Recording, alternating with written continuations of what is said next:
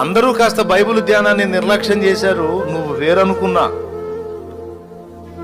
నువ్వు కూడా టైంపాస్లో పడిపోయావే. బాగా వాక్యాన్ని ధ్యానించి సత్యాన్ని చేతబట్టి అబద్ధంలోకి వెళ్ళిపోతున్న ప్రజలకు సత్యమునకు స్తంభమై నిలుస్తావా అనుకుంటే, అయ్యో నువ్వు కూడా వాక్యాన్ని పక్కన పెట్టి టైంపాస్లో పడిపోయినావా? అమ్మా, అయ్యా, ప్రార్థనా జీవితం. నా సేవకుడా, నా సేవకులు, నా దాసులు చాలా మంది నాకు సమీపంగా రాకుండా